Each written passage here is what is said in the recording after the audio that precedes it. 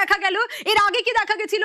চন্দননগরের mayor Ram Chakraborty তিনি পদত্যাগ করেছিলেন। তারপর কি দেখা গেল? গতকাল কৃষ্ণা চক্রবর্তী বিধাননগরের মেয়র তিনিও পদত্যাগ করলেন। আর আজ কি দেখা গেল? 3 বড় চেয়ারম্যানের পর এবার পদত্যাগ করতে দেখা গেল ফিরহাদ হাকিমকে। কলকাতার মেয়র তিনি ফিরহাদ হাকিম তিনি পদত্যাগ করলেন এবং নিমেষের মধ্যেই প্রাক্তন মেয়র হয়ে গেলেন। প্রশ্নটা এখানে নয়, এরপর যে কথাটা বলবো তাতেই আটকে উঠবেন। ফিরহাদ হাকিম মানে আমরা কি জানি? মমতা বন্দ্যোপাধ্যায়ের ছায়া সঙ্গীর মতো সবসময় আশেপাশে ফিরহাদ হাকিমকে দেখা যায়। কিন্তু বিধানসভায় ফিরহাদ হাকিম কোথায় বসবেন? আড়াআড়ি ভাগ হয়ে গেছে তো তৃণমূল। বেসুরোদের সঙ্গেই নাকি বিধানসভায় বসবেন ফিরহাদ হাকিম। হ্যাঁ, বিধানসভায় বেসুরোদের সঙ্গে এক ব্লকে তিনি বসতে চান। ঘনিষ্ঠ মহলে নাকি এরকমই ইচ্ছে প্রকাশ করেছেন তিনি। বিশ্বজিৎ রয়েছে আমার সঙ্গে, বিশ্বজিতের কাছ থেকে জানতে চাইবো। বিশ্বজিৎ, এই এক মাসের মধ্যে তছনছ হয়ে গেল তৃণমূল। যে মমতা বন্দ্যোপাধ্যায়ের ছায়া সঙ্গী বলা যেত ফিরহাদ হাকিমকে, সবসময় তার সঙ্গে দেখা যেত, সেই ফিরহাদ হাকিম বেসুরোদের সঙ্গে বসবেন এবার। মমতা বন্দ্যোপাধ্যায়ের হাত ছাড়ছেন ফিরহাদ? না, এখনো দেখো বিধানসভাতে যে তৃণমূল কংগ্রেস রয়েছে তার যে 80 জন বিধায়ক, সেই 80 জন বিধায়কের মধ্যে 58 জন তারা স্বাক্ষর করে দলনেতা নির্বাচিত করেছেন। এই দলনেতা নির্বাচনের যে প্রক্রিয়া সেটা তৃণমূল কংগ্রেসের মধ্যে থেকেই হয়েছে। অর্থাৎ তৃণমূল কংগ্রেস বিরোধী দল হিসেবে বিরোধী বেঞ্চে বসবে এবং সেক্ষেত্রে তাদের মধ্যে যেহেতু দলের প্রতীকের দাবি নিয়ে আলাদা করে কোনো দল হয়নি, তাদের দলেরও নেত্রী মমতা বন্দ্যোপাধ্যায় রয়েছেন, তাই পৃথকভাবে নয়, অর্থাৎ যারা এই দলনেতা, অর্থাৎ বিধানসভায় দলনেতা ঋতব্রত বন্দ্যোপাধ্যায়, কারণ তৃণমূল কংগ্রেসের যে বিরোধী দলনেতা, অর্থাৎ বিরোধীদের যে দলনেতা ঋতব্রত বন্দ্যোপাধ্যায়, তাই ঘনিষ্ঠ মহলে অনেকেই যারা ইচ্ছা প্রকাশ করেছেন তার মধ্যে ফিরহাদ হাকিমও রয়েছেন যে বিরোধী দলনেতা, তৃণমূল কংগ্রেসের বিরোধী দলনেতা হয়েছেন, সেক্ষেত্রে কোনো আলাদা তাদের বেঞ্চ নয়, অর্থাৎ বিরোধী বেঞ্চে তাদের সঙ্গেই বসতে আপত্তি নেই সেই বিধায়কদের।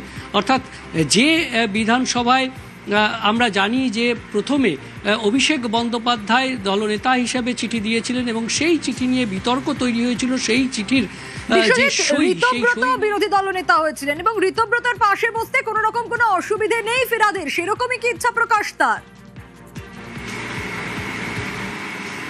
একদমই সেই রকমই ঘনিষ্ঠ মহলে তিনি ইচ্ছা প্রকাশ করেছেন, যেহেতু তৃণমূল কংগ্রেসের তরফে এখন বিরোধী দলনেতা হিসেবে বিধানসভায় বিরোধী দলনেতা ঋতব্রত বন্দ্যোপাধ্যায়, সেক্ষেত্রে সেই তাদের থেকে দূরত্ব নয়, সেই একই সঙ্গে তাদের সঙ্গে বসতে ফিরহাদ হাকিম বা তাদের কোনো আপত্তি থাকার কথা নয়। অর্থাৎ তৃণমূল কংগ্রেস হিসাবেই তারা বিরোধী দলের মর্যাদা পেয়েছেন, সেক্ষেত্রে আলাদা কোনো দল নয়, তৃণমূল কংগ্রেসের থেকেই যেহেতু বিরোধী দলের মর্যাদা পেয়েছেন, সেই হেতু বিরোধী দলের নেতা হিসেবে তাদের সঙ্গে বসতে কোনো আপত্তি নেই, এমনটাই ঘনিষ্ঠ মহলে ইচ্ছা প্রকাশ করেছেন। বেশ, বিশ্বজিৎ।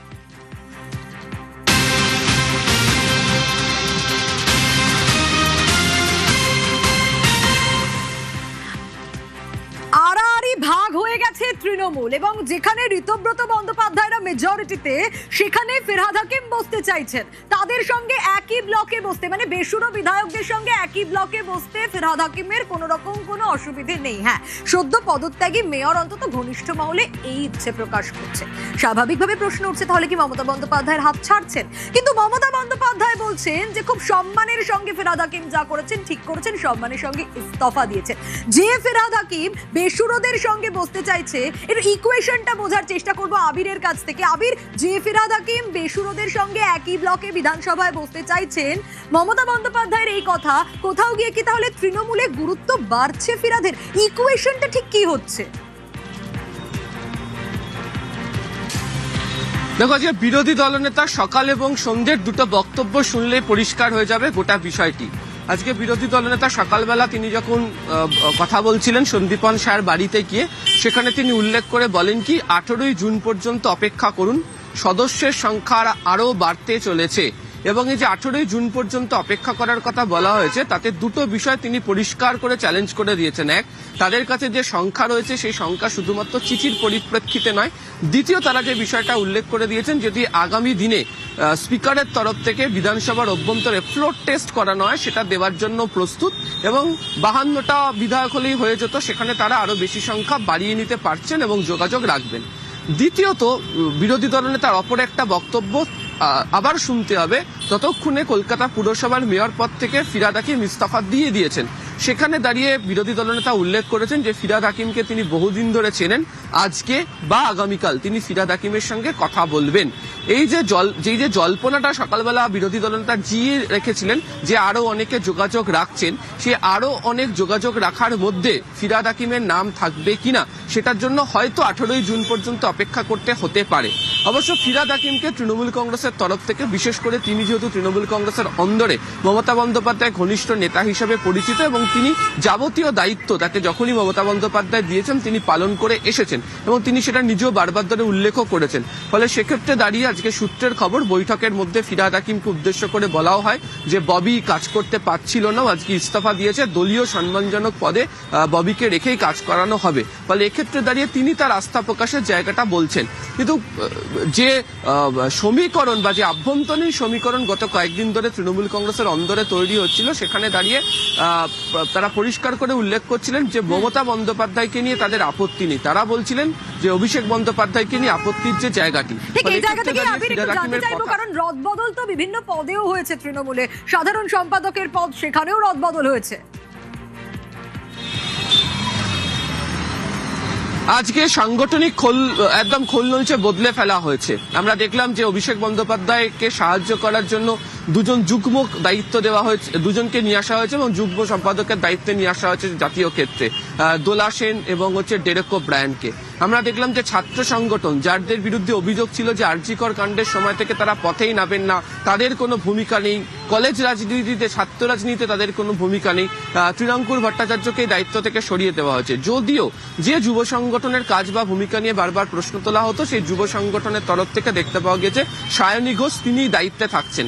এছাড়া আরো বিশেষ কয়েকজনকে বিশেষ কতগুলো দায়িত্ব দিয়ে তারা নিয়ে এসেছেন। তবে যার মধ্যে অত্যন্ত উল্লেখযোগ্য যে এতদিন পর্যন্ত তৃণমূল কংগ্রেসের রাজ্য সভাপতি হিসাবে দায়িত্বভার সামলাতেন সুব্রত বক্সী, এবারে সুব্রত বক্সী তাদের জাতীয় কর্মসমিতির সদস্য হয়েই থাকবেন। নতুন রাজ্য সভাপতি হিসাবে চন্দ্রিমা ভট্টাচার্যকে নিয়ে আসা হলো। ফলে মহিলা মুখের সংখ্যা তৃণমূল কংগ্রেস সংগঠনে বৃদ্ধি করেছে। আবার বিশেষ কতকগুলি ক্ষেত্রে নতুন দায়িত্ব দিয়ে যাদেরকে নিয়ে আসা হলো, সেক্ষেত্রে তৃণমূল কংগ্রেসের আভ্যন্তরীণ সমীকরণের ক্ষেত্রে বেশ কিছু রদবদলের ইঙ্গিত তার তো মিলছেই। আমি আরেকটা বিষয় একটু তোমার কাছ থেকে জানতে চাইবো, অভিষেক বন্দ্যোপাধ্যায় এতদিন সাধারণ সম্পাদক এবং একা ছিলেন তিনি, আমরা দেখেছি ভোটে তৃণমূলের এই বিপুল হার, আর তারপর কিভাবে অভিষেক বন্দ্যোপাধ্যায়ের বিরুদ্ধে সরব হয়েছেন নেতারা, একে একে সেই ক্ষোভ প্রকাশ করেছেন, সেগুলো দেখা গেছে। এবার অভিষেক বন্দ্যোপাধ্যায়ের সঙ্গে আরো দুজনকে দেওয়া হলো, 3 জন, এটা কি কোনো বার্তা দেওয়া হলো? আমার মনে হয় বার্তা দিয়ে দেওয়া হলো, এবং আজকেও এই বিষয় নিয়ে কল্যাণ বন্দ্যোপাধ্যায় যেমন জানিয়েছেন যে অভিষেক বন্দ্যোপাধ্যায় তার শরীরটা ঠিক ভালো নেই, অনেক কাজের চাপ পড়ছে, তাকে তার জন্য আরো দুজনকে তার সঙ্গে সহযোগিতা করতে বলা হয়েছে। আবার কুণাল ঘোষও বলছেন যে অভিষেক বন্দ্যোপাধ্যায়ের যে কাজের ব্যস্ততা বাড়ছে, আগামী দিনে হয়তো কাজের ব্যস্ততা আরো বাড়বে, সেই কারণে সহযোগিতা করার জন্য দেওয়া হয়েছে। তবে অনেকেরই বক্তব্য যে দলের অভ্যন্তরে অনেকেই প্রশ্ন তুলতে শুরু করেছিলেন যে কেন তিনি সর্বাধিক গুরুত্ব পেয়ে থাকবেন। ফলে দলের তরফ থেকে এটা বুঝিয়ে দেওয়ার চেষ্টা করা হচ্ছে গুরুত্ব সবাই পাবেন, এবং যে ক্ষোভ বিভিন্ন জায়গা থেকে তৈরি হচ্ছিল সেই ক্ষোভকে প্রশমিত করার একটা চেষ্টা বোধহয় এর মধ্যে দিয়ে তৃণমূল কংগ্রেস করছে, যে নবীন প্রবীণ যারা কাজ করেন, যাদের যোগাযোগ রয়েছে, যাদেরকে কাজে লাগানো যেতে পারে, সবাইকে নিয়ে এসেই তারা দায়িত্ব সম্পাদন করতে চান। ফলে সে কারণেই যুগ্ম সম্পাদক বা জাতীয় দায়িত্ব অভিষেক বন্দ্যোপাধ্যায়ের সঙ্গে এই দুজন সাংসদ, রাজ্যসভা সাংসদকে জুড়ে দেওয়া হয়েছে, এমনটাই মনে করছে রাজনৈতিক মহল। বেশ আবির।